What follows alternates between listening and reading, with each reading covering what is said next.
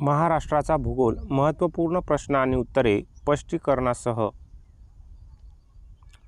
लोह खनिजाचे सर्वात शुद्ध स्वरूप कोणते? लोह खनिजाचे सर्वात शुद्ध स्वरूप मॅग्नेटाइट होय. मॅग्नेटाइट हे सर्वोत्तम दर्जाचे लोह खनिज असून यात लोहाचे प्रमाण 70 ते 72% असते. याचा रंग गडद काळा असतो आणि यात चुंबकीय गुणधर्म असतात. मॅग्नेटाइट नंतर हेमॅटाइट, लिमोनाइट आणि सिडेट्राइट यांचा क्रमांक लागतो. महाराष्ट्रात मॅग्नीजचे साठे कोणत्या जिल्ह्यात आढळतात? महाराष्ट्रात मॅग्नीजचे साठे भंडारा आणि नागपूर या जिल्ह्यात आढळतात. महाराष्ट्रात मॅग्नीजचे एकूण साठ्यापैकी सर्वाधिक साठे पूर्व विदर्भातील भंडारा आणि नागपूर जिल्ह्यात आहेत, तर काही प्रमाणात ते कोकणातील सिंधुदुर्ग जिल्ह्यातही आढळतात.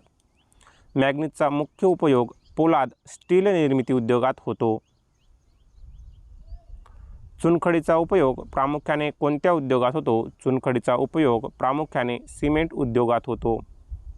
सिमेंट तयार करण्यासाठी चुनखडी लाईमस्टोनचा मुख्य कच्चा माल आहे. महाराष्ट्रात यवतमाळ, चंद्रपूर आणि गडचिरोली या जिल्ह्यांमध्ये चुनखडीचे साठे आहेत.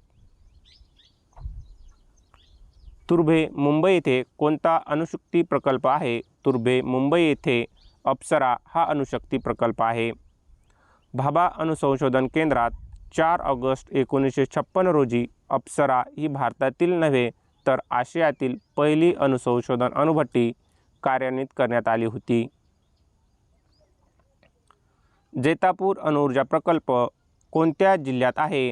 जैतापूर अणुऊर्जा प्रकल्प रत्नागिरी या जिल्ह्यात प्रस्तावित आहे.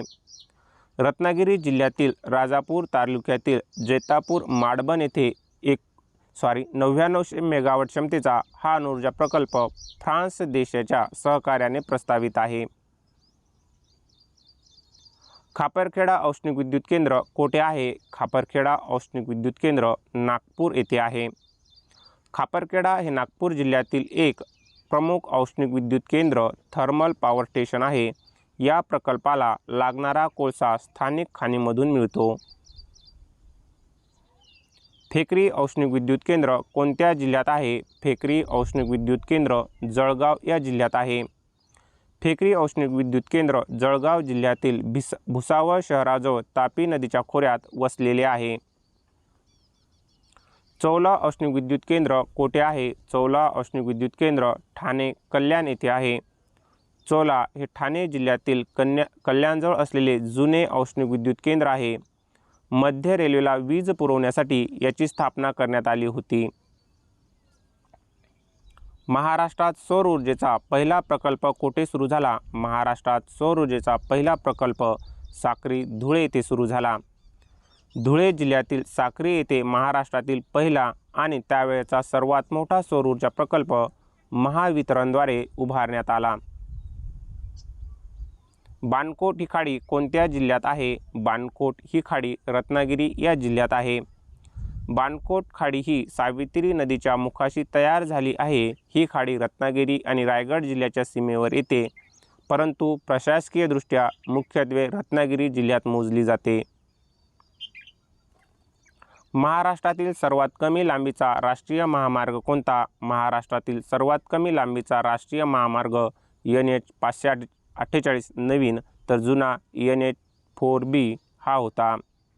नवीन क्रमांकानुसार NH 548 कळंबोली ते जयनपेटी नावाशेवा हा महाराष्ट्रातील सर्वात लहान राष्ट्रीय महामार्ग आहे, ज्याची लांबी अवघी काही किलोमीटर आहे. महाराष्ट्रातील कोणत्या शहराला विद्येचे माहेरघर म्हणतात? महाराष्ट्रातील पुणे या शहराला विद्येचे माहेरघर असे म्हणतात. ऐतिहासिक काळापासून पुण्यात सावित्रीबाई व महात्मा ज्योतिराव फुले यांनी शिक्षणाची पायाभरणी केली. तसेच येथे नामांकित विद्यापीठे आणि शिक्षण संस्था असल्याने याला विद्येचे माहेरघर आणि किंवा पूर्वेचे ऑक्सफर्ड म्हटले जाते. कोल्हापूर आणि रत्नागिरी यांना जोडणारा घाट कोणता? कोल्हापूर आणि रत्नागिरी यांना जोडणारा घाट आंबा घाट होय. हा घाट सह्याद्री पर्वतरांगातून जातो. कोल्हापूरहून रत्नागिरी किंवा विशाळगड गडाकडे जाताना आंबा घाट ओलांडावा लागतो. हा घाट त्याच्या निसर्ग सौंदर्यासाठी प्रसिद्ध आहे. सातारा आणि कोल्हापूरला जोडणारा घाट कोणता? सातारा आणि कोल्हापूरला जोडणारा घाट खंबाटकी पुणे सातारा दरम्यान. राष्ट्रीय महामार्ग 4 आताचा NH-48 वर खंबाटकी घाट हा पुणे सातारा दरम्यान लागतो. हिमरू शाली प्रामुख्याने कोठे तयार होतात? हिमरू शाली प्रामुख्याने छत्रपती संभाजीनगर येथे तयार होतात. हिमरू आणि मशरू या विणकाम कलेच्या विशेष शैली आहेत, ज्या मोघल काळापासून छत्रपती संभाजीनगर, औरंगाबाद येथे स्थिरावल्या. या शालीवर रेशीम आणि सुताचे आकर्षक नक्षीकाम असते. लोणावळा आणि खंडाळा ही थंड हवेची ठिकाणे कोणत्या जिल्ह्यात आहेत? लोणावळा आणि खंडाळा ही थंड हवेची ठिकाणे पुणे या जिल्ह्यात आहेत. लोणावळा आणि खंडाळा ही जुळ्या शहरे म्हणून ओळखली जाणारी थंड हवेची ठिकाणे पुणे जिल्ह्यातील मावळ तालुक्यातील मुंबई पुणे एक्सप्रेसवेच्या जवळ आहेत. पन्हाळा हा किल्ला कोणत्या जिल्ह्यात आहे? पन्हाळा हा किल्ला कोल्हापूर या जिल्ह्यात आहे. पन्हाळगड हा ऐतिहासिक किल्ला कोल्हापूर जिल्ह्यात असून छत्रपती शिवाजी महाराजांच्या पावनखिंडीच्या लढाईशी आणि सिद्दी जोहरच्या वेढ्याशी या किल्ल्याचा इतिहास जोडलेला आहे. प्रतापगड किल्ला कोणत्या जिल्ह्यात आहे? प्रतापगड किल्ला सातारा या जिल्ह्यात आहे. महाबळेश्वरजवळ सातारा जिल्ह्यात हा किल्ला असून याच किल्ल्याच्या पायथ्याशी छत्रपती शिवाजी महाराज आणि अफजल खान याच्या ऐतिहासिक भेट व युद्ध झाले होते. जंजिरा हा जलदुर्ग कोठे आहे? जंजिरा हा जलदुर्ग मरुड रायगड येथे आहे. मरुड जंजिरा हा अरबी समुद्रात बांधलेला एक अभेद्य जलदुर्ग आहे. हा किल्ला सिद्दी घराण्याच्या ताब्यात होता आणि अनेक प्रयत्नांनंतरही तो शत्रूला कधीच जिंकता आला नव्हता. भंडारदरा येथील धरण कोणत्या नदीवर आहे? भंडारदरा येथील धरण प्रवरा नदीवर आहे. अहमदनगर जिल्ह्यातील अकोले तालुक्यात प्रवरा नदीवर भंडारदरा धरण विल्सन डॅम बांधण्यात आले. या धरणाजवळ प्रसिद्ध रंधा धबधबा आहे. महाराष्ट्रात नागरी लोकसंख्येचे प्रमाण किती टक्के आहे? महाराष्ट्रात नागरी लोकसंख्येचे प्रमाण 45.2% इतके आहे.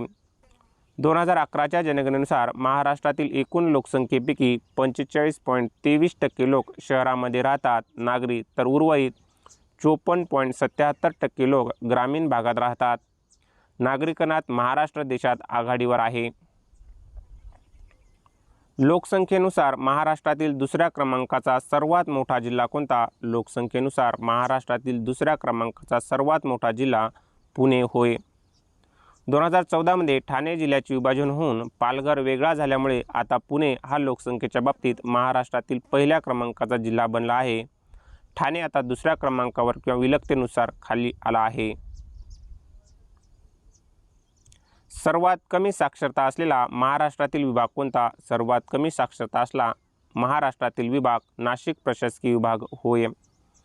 नाशिक विभागात नंदुरबारसारखे आदिवासी क्षेत्र येत असल्याने तसेच ग्रामीण भागाचे प्रमाण अधिक असल्यामुळे सरासरी साक्षरतेचा दर इतर विभागाच्या तुलनेत कमी भरतो. महाराष्ट्रातील कोणत्या जिल्ह्यात स्त्री पुरुष प्रमाण सर्वात जास्त आहे? महाराष्ट्रातील रत्नागिरी या जिल्ह्यात स्त्री पुरुष प्रमाण सर्वात जास्त आहे. रत्नागिरी जिल्ह्यात दर 1000 पुरुषामागे 1122 स्त्रिया आहेत. याचे मुख्य कारण म्हणजे रोजगारासाठी येथील पुरुषाचे मुंबई किंवा इतर शहराकडे होणारे स्थलांतर. दुसऱ्या क्रमांकावर सिंधुदुर्ग हा जिल्हा येतो. महाराष्ट्रातील सर्वात कमी स्त्री पुरुष प्रमाण लिंग गुणोत्तर असलेला जिल्हा कोणता? महाराष्ट्रातील सर्वात कमी स्त्री पुरुष प्रमाण लिंगोत्तर असलेला जिल्हा मुंबई शहर होय. मुंबई शहरात रोजगारासाठी पुरुष मोठ्या संख्येने स्थलांतरित होतात आणि एकटे राहतात, त्यामुळे येथील लिंग गुणोत्तरावर सर्वात कमी म्हणजेच 832 आहे. मुंबई उपनगर 860 दुसऱ्या क्रमांकावर आहे. 2011च्या जनगणनेनुसार महाराष्ट्रातील अनुसूचित जमातीचे प्रमाण किती आहे? 2011च्या जनगणनेनुसार महाराष्ट्रातील अनुसूचित जमातीचे प्रमाण 9.35% इतके आहे. महाराष्ट्राच्या एकूण लोकसंख्येत अनुसूचित जमातीची ST आदिवासी लोकसंख्या सुमारे 9.35% इतकी आहे. सर्वाधिक आदिवासी लोकसंख्या असलेला जिल्हा कोणता? सर्वाधिक आदिवासी लोकसंख्या असलेला जिल्हा नाशिक. नंदुरबारमध्ये टक्केवारी जास्त आहे. एकूण संख्येचा विचार केल्यास नाशिक जिल्ह्यात आदिवासींची संख्या सर्वाधिक आहे. मात्र जिल्ह्याच्या एकूण लोकसंख्येशी टक्केवारीचे प्रमाण पाहिले तर नंदुरबार जिल्हा प्रथम क्रमांकावर येतो 69.3%. महाराष्ट्रात दर 10 वर्षांनी लोकसंख्या वाढीचा दर किती आहे? महाराष्ट्रात दर 10 वर्षांनी लोकसंख्या वाढीचा दर 15.99% इतका आहे. 2001 ते 2011च्या दशकात महाराष्ट्राच्या लोकसंख्या वाढीचा वेग 15.99 होता, जो 1991 ते 2001च्या दरच्या 20.73च्या तुलनेत लक्षणीय घटला आहे. गडचिरोली जिल्ह्याची घनता किती आहे? गडचिरोली जिल्ह्याची घनता 74 इतकी आहे. गडचिरोली जिल्ह्यात घनदाट जंगले आणि डोंगराळ भाग असल्यामुळे तेथे लोकवस्ती विरळ आहे. येथे प्रति चौरस किलोमीटर फक्त 74 लोक राहतात, जी महाराष्ट्रात सर्वात कमी घनता आहे. कोणत्या प्रशासकीय विभागात साक्षरतेचे प्रमाण सर्वाधिक आहे? कोकण विभागात साक्षरतेचे प्रमाण सर्वाधिक आहे. मुंबई शहर, मुंबई उपनगर, ठाणे यासारखी उच्च नागरीकरण झालेली आणि शैक्षणिकदृष्ट्या प्रगत शहरे कोकण विभागात येत असल्याने या विभागाचा साक्षरता दर सर्वाधिक आहे. नाशिक विभागात एकूण किती जिल्ह्यांचा समावेश होतो? नाशिक विभागात एकूण 5 जिल्ह्यांचा समावेश होतो. यामध्ये नाशिक, अहमदनगर, धुळे, जळगाव आणि नंदुरबार या जिल्ह्यांचा समावेश होतो. उत्तर महाराष्ट्र म्हणून ओळखल्या जाणाऱ्या या प्रशासकीय विभागात 5 जिल्हे आणि 54 तालुके येतात. अमरावती विभागात किती जिल्हे आहेत? अमरावती विभागात 5 जिल्हे आहेत. यामध्ये अमरावती, अकोला, बुलढाणा, वाशिम आणि यवतमाळ या जिल्ह्यांचा समावेश होतो. याला पश्चिम विदर्भ असेही म्हणतात. यात एकूण 5 जिल्हे समाविष्ट आहेत. क्षेत्रफळाच्या दृष्टीने सर्वात मोठा प्रशासकीय विभाग कोणता? क्षेत्रफळाच्या दृष्टीने सर्वात मोठा प्रशासकीय विभाग छत्रपती संभाजीनगर, पूर्वीचा औरंगाबाद होय. या विभागात एकूण 8 जिल्हे मराठवाडा येतात आणि याचा एकूण भूभाग महाराष्ट्रात सर्वाधिक मोठा आहे. क्षेत्रफळाच्या दृष्टीने सर्वात लहान प्रशासकीय विभाग कोणता? क्षेत्रफळाच्या दृष्टीने सर्वात लहान प्रशासकीय विभाग कोकण विभाग होय. कोकण किनारपट्टीची लांबी 720 किलोमीटर असली तरी रुंदी कमी असल्याने क्षेत्रफळाच्या दृष्टीने हा सर्वात लहान विभाग आहे. मात्र यात जिल्ह्यांची संख्या 7 आहे. कोकण विभागात एकूण किती जिल्हे आहेत? कोकण विभागात एकूण 7 जिल्हे आहेत. हे 7 जिल्हे म्हणजे मुंबई शहर, मुंबई उपनगर, ठाणे, पालघर, रायगड, रत्नागिरी आणि सिंधुदुर्ग होय. गोंदिया जिल्ह्याची निर्मिती कोणत्या जिल्ह्यातून झाली? गोंदिया जिल्ह्याची निर्मिती भंडारा या जिल्ह्यातून झाली. 1 मे 1999 रोजी भंडारा जिल्ह्याचे विभाजन करून गोंदिया हा नवीन जिल्हा तयार करण्यात आला. याला तांदळाचा जिल्हा म्हणूनही ओळखतात. हिंगोली जिल्ह्याची निर्मिती कोणत्या जिल्ह्यातून झाली? हिंगोली जिल्ह्याची निर्मिती परभणी या जिल्ह्यातून झाली. 1 मे 1999 रोजीच मराठवाड्यातील परभणी जिल्ह्याचे विभाजन करून हिंगोली हा नवीन जिल्हा अस्तित्वात आला. जालना जिल्ह्याची निर्मिती कोणत्या जिल्ह्यातून झाली? जालना जिल्ह्याची निर्मिती औरंगाबाद म्हणजे छत्रपती संभाजीनगर या जिल्ह्यातून झाली. 1 मे 1981 रोजी औरंगाबाद आताचे छत्रपती संभाजीनगर जिल्ह्यातून जालना हा जिल्हा वेगळा करण्यात आला.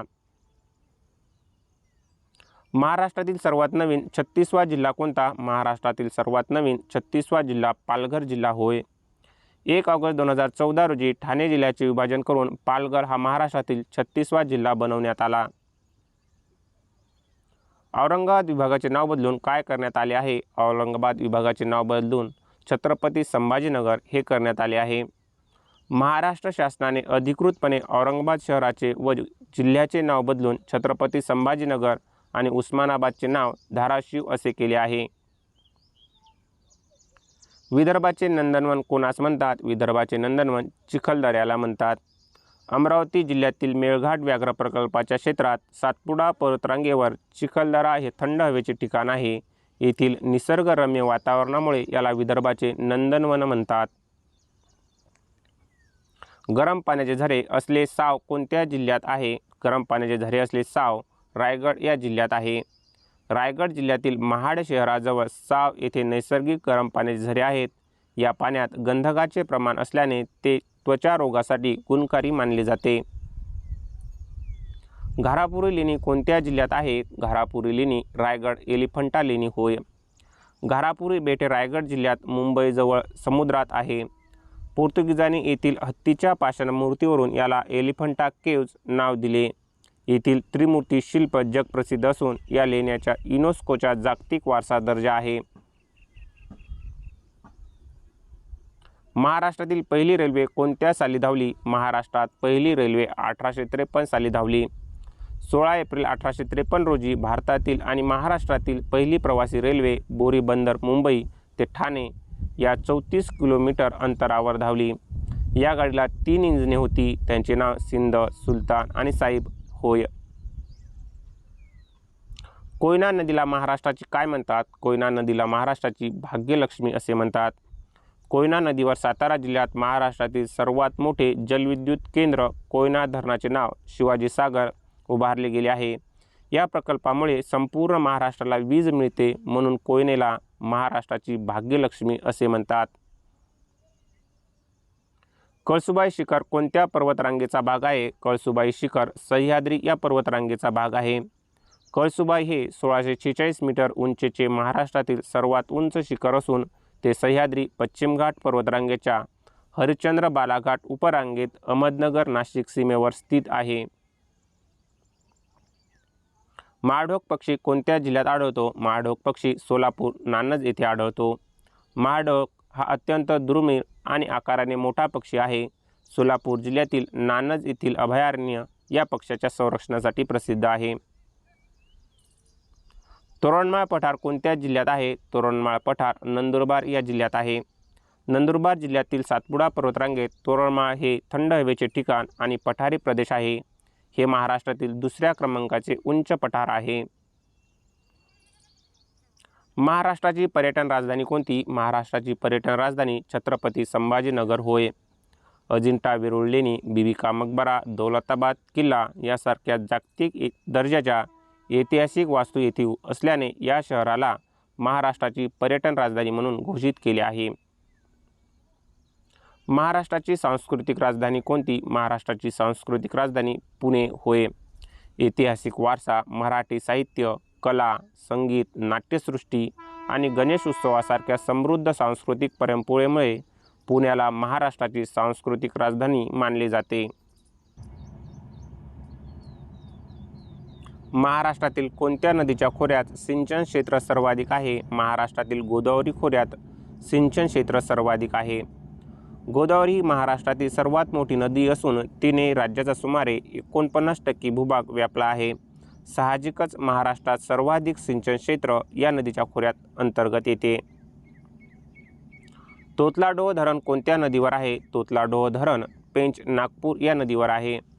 नागपूर जिल्ह्यातील रामटेक तालुक्यात पेंच नदीवर हे धरण बांधले आहे. या धरणाच्या जलाशयाला मेघदूत जलाशय असे म्हणतात आणि हे पेंच राष्ट्रीय उद्यानाच्या परिसरात येते.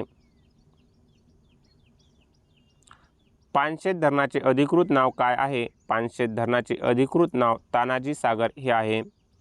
पुणे जिल्ह्यात अंबी नदीवर बांधलेल्या पानशेत धरणाच्या जलाशयाला छत्रपती शिवाजी महाराजांचे शूर मावळे वीर तानाजी मालुसरे यांच्या नावावरून तानाजी सागर असे नाव देण्यात आले आहे. विल्सन डॅम कोणत्या धरणाला म्हटले जाते? विल्सन डॅम भंडारदरा धरणाला म्हटले जाते. अहमदनगर जिल्ह्यातील अकोले तालुक्यात प्रवरा नदीवर हे धरण 1910 ते 1926 दरम्यान ब्रिटिश काळात बांधण्यात आले. तत्कालीन गव्हर्नर विल्सन यांच्या नावावरून याला विल्सन डॅम म्हणतात आणि याच जलाशयाला ऑर्थर लेक असेही म्हणतात. राधानगरी धरण कोणत्या नदीवर बांधले आहे? राधानगरी धरण भोगावती या नदीवर बांधले आहे. कोल्हापूरचे छत्रपती राजश्री शाहू महाराज यांनी 1907 मध्ये या धरणाची पायाभरणी केली. या धरणाच्या जलाशयाला लक्ष्मी सागर असे म्हणतात. हे धरण स्वयंचलित दरवाजासाठी प्रसिद्ध आहे. खडकवासला धरण कोणत्या शहराला पाणीपुरवठा करते? खडकवासला धरण पुणे या शहराला पाणीपुरवठा करते. पुणे शहराची पाण्याची मुख्य गरज मुठा नदीवर असलेल्या खडकवासला धरणातून भागवली जाते. याच धरणाच्या शेजारी प्रसिद्ध राष्ट्रीय संरक्षण प्रबोधिनी म्हणजेच NDA आहे. येलदरी धरण कोणत्या जिल्ह्यात आहे? येलदरी धरण परभणी या जिल्ह्यात आहे. पूर्णा नदीवर हा एक मोठा बहुउद्देशीय प्रकल्प आहे. भौगोलिकदृष्ट्या हे धरण परभणीच्या जिंतूर तालुक्यात येते, परंतु याची सिंचनाची व्याप्ती हिंगोली जिल्ह्यातही मोठ्या प्रमाणात जोडलेली आहे। ऊर्ध्व पैनगंगा प्रकल्प कोणत्या नावाने ओळखला जातो? ऊर्ध्व पैनगंगा प्रकल्प इसापूर धरण या नावाने ओळखला जातो। यवतमाळ आणि हिंगोली जिल्ह्याच्या सीमेवर पैनगंगा नदीवर हे धरण बांधले आहे। या धरणाचा मातीचा भराव हा भारतातील मोठ्या मातीच्या धरणापैकी एक मानला जातो। धोम धरण कोणत्या नदीवर आहे? धोम धरण कृष्णा नदीवर आहे। सातारा जिल्ह्यातील वाई तालुक्यात कृष्णा नदीवर धोम धरण बांधण्यात आले आहे। या धरणाचा उपयोग वाई, महाबळेश्वर आणि सातारा परिसरातील शेती व पिण्याच्या पाण्यासाठी होतो। मोखाणे जलाशय कोणत्या धरणाशी संबंधित आहे? मोखाणे जलाशय अप्पर वैतरणा या धरणाशी संबंधित आहे। नाशिक आणि इगतपुरी परिसराजवळ वैतरणा नदीवर अप्पर वैतरणा प्रकल्प असून त्याच्या जलाशयाला मोखाणे जलाशय असे नाव दिले गेले आहे। या धरणातून मुंबई शहरालाही पाणीपुरवठा होतो। महाराष्ट्रात कोणत्या प्रकारच्या मृदेने सर्वाधिक क्षेत्र व्यापले आहे? महाराष्ट्रातील काळ्या मृदेने सर्वाधिक क्षेत्र व्यापले आहे। दख्खनच्या पठारावरील बेसाल्ट खडकाच्या विदर्णातून ही मृदा तयार झाली आहे। यात चुनखडी आणि लोहाचे प्रमाण जास्त असते। ओलावा टिकून ठेवण्याच्या क्षमतेमुळे ही कापूस आणि ऊस पिकासाठी सर्वोत्तम मानली जाते। हिमशिखरी ही कोणत्या पिकाची जात आहे? हिमशिखरी ही गहू या पिकाची जात आहे। हिमशिखरी ही गव्हाची एक अत्यंत लोकप्रिय आणि सुधारित जात असून ती कमी पाण्यात आणि थंड हवामानाच्या चांगल्या उत्पादनासाठी ओळखली जाते। महाराष्ट्रात कोणत्या जिल्ह्यात तंबाखूचे सर्वाधिक उत्पादन होते? महाराष्ट्रात कोल्हापूर या जिल्ह्यात तंबाखूचे सर्वाधिक उत्पादन होते। कोल्हापूर जिल्ह्यातील शिरोळ आणि हातकणंगले तालुके तसेच कृष्णा व पंचगंगा नदीच्या खोऱ्यातील जमीन तंबाखू उत्पन्नासाठी अनुकूल आहे। सफेद मुसळी ही वनस्पती कोणत्या प्रकारात मोडते? सफेद मुसळी ही वनस्पती औषधी वनस्पती या प्रकारात मोडते। सफेद मुसळी ही एक आयुर्वेदिक पारंपरिक औषधी वनस्पती आहे। याचा उपयोग प्रामुख्याने शारीरिक शक्ती वाढवण्यासाठी आणि विविध टॉनिक्स तयार करण्यासाठी केला जातो। नागपूरचे संत्रा संशोधन केंद्र कुठे आहे? नागपूरचे संत्रा संशोधन केंद्र काटोल येथे आहे। नागपूर हे संत्र्यासाठी जागतिक स्तरावर प्रसिद्ध आहे। संत्र्याचा दर्जा सुधारणे आणि विविध रोगावर संशोधन करण्यासाठी नागपूर जिल्ह्यातील काटोल येथे विशेष संशोधन केंद्र कार्यरत आहे। प्रसादित कोणत्या फळ पिकाची सुधारित जात आहे? प्रसाद ही बोर या पिकाची सुधारित जात आहे। प्रसाद ही बोराची मोठी, रसाळ आणि गोड चवीची सुधारित जात आहे, जी कोरड्या हवामानातही उत्तम प्रकारे तग धरते। तेलबियाच्या उत्पादनात महाराष्ट्रातील कोणता जिल्हा प्रसिद्ध आहे? तेलबियाच्या उत्पादनात महाराष्ट्रातील लातूर जिल्हा प्रसिद्ध आहे। लातूर आणि उस्मानाबाद, आताचे नाव धाराशिव, हा पट्टा सोयाबीन आणि सूर्यफूल यासारख्या तेलबियांच्या उत्पादनात अग्रस्थानी आहे। लातूर ही तेलबियाची एक मोठी व्यापारी बाजारपेठ देखील आहे। महाराष्ट्रातील कापसाचा जिल्हा म्हणून कोणाला ओळखले जाते? महाराष्ट्रातील कापसाचा जिल्हा म्हणून यवतमाळ या जिल्ह्याला ओळखले जाते। पांढरे सोने म्हणजेच कापसाचे सर्वाधिक क्षेत्र आणि उत्पादन यवतमाळ जिल्ह्यात होते, म्हणून याला कापसाचा जिल्हा म्हणतात। महाराष्ट्रात नारळ संशोधन केंद्र कुठे आहे? महाराष्ट्रात नारळ संशोधन केंद्र भाटे, रत्नागिरी येथे आहे। कोकणातील रत्नागिरीजवळ भाटे येथे प्रादेशिक नारळ संशोधन केंद्र कार्यरत आहे, जिथे नारळाच्या विविध संकरित जातीवर संशोधन केले जाते। महाराष्ट्रात डोलोमाईटचे साठे कोणत्या जिल्ह्यात आढळतात? महाराष्ट्रात डोलोमाईटचे साठे रत्नागिरी आणि यवतमाळ या जिल्ह्यात आढळतात। डोलोमाईटचा मुख्य उपयोग लोखंड व पोलाद वितळण्याच्या भट्ट्यामध्ये केला जातो। महाराष्ट्रात याचे प्रमुख साठे यवतमाळ आणि रत्नागिरीत आहेत। महाराष्ट्रातील लोहखनिजे सर्वात मोठे साठे कोठे आहेत? महाराष्ट्रातील लोहखनिजे सर्वात मोठे साठे सुरजागड, गडचिरोली येथे आहेत। गडचिरोली जिल्ह्यातील सुरजागड आणि भामरागड डोंगरात अत्यंत उच्च दर्जाच्या लोहखनिजाचे प्रचंड साठे सापडले आहेत, जिथे उत्खनन कार्य मोठ्या प्रमाणावर सुरू आहे। कायनाइटचे साठे प्रामुख्याने कोठे आढळतात? कायनाइटचे साठे प्रामुख्याने भंडारदरा येथे आढळतात।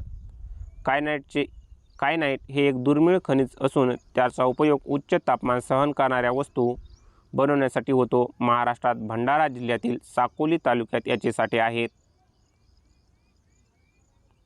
महाराष्ट्रात तांबे कोणत्या जिल्ह्यात मोठ्या प्रमाणात आढळते? महाराष्ट्रात तांबे चंद्रपूर या जिल्ह्यात मोठ्या प्रमाणात आढळते.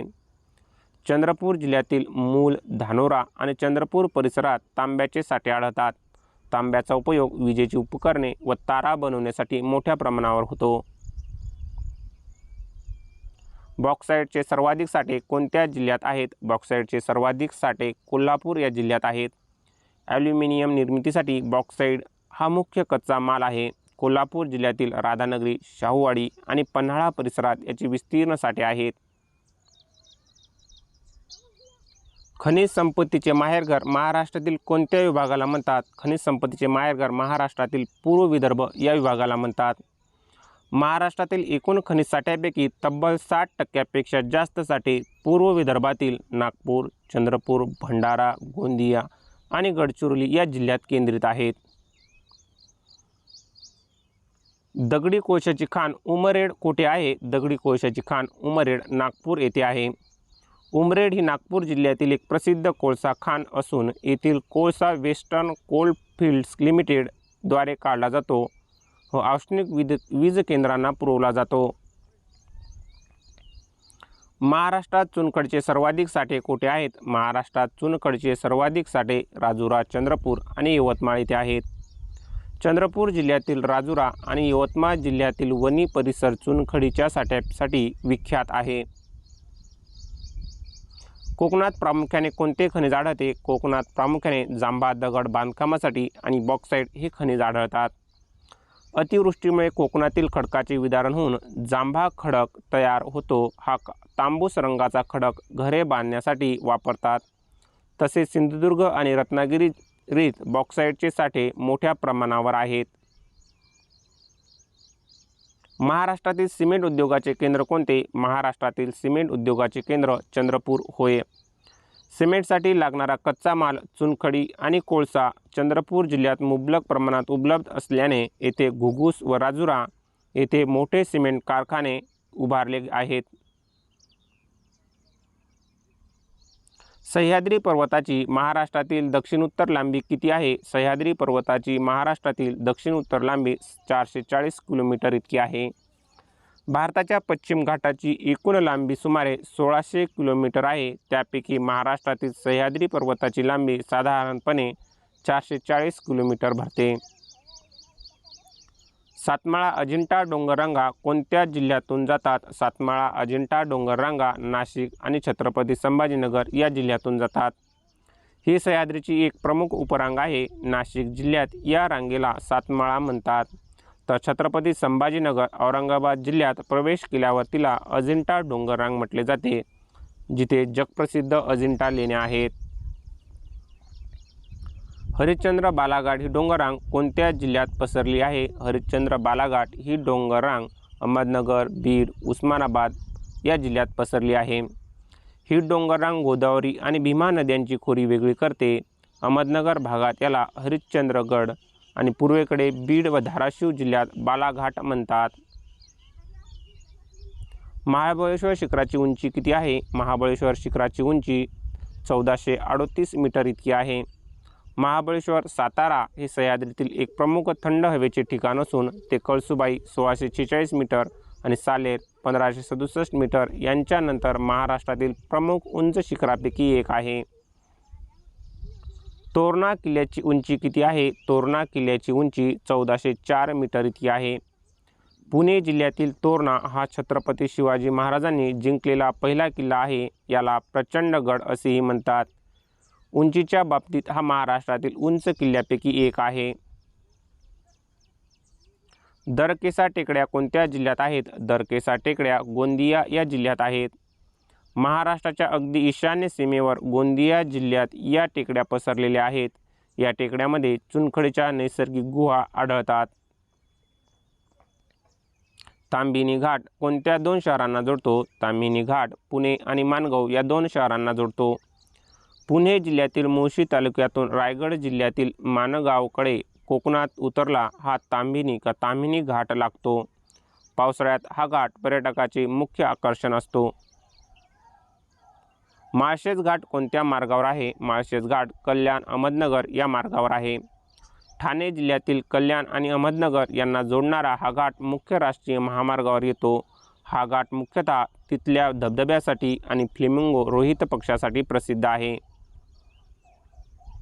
कराड आणि चिपळूण यांना जोडणारा घाट कोणता? कराड आणि चिपळूण यांना जोडणारा घाट कुंभार्ली घाट होय। हा घाट पश्चिम महाराष्ट्र, सातारा, कराड आणि कोकण, रत्नागिरी, चिपळूण यांना जोडणारा मुख्य दुवा आहे।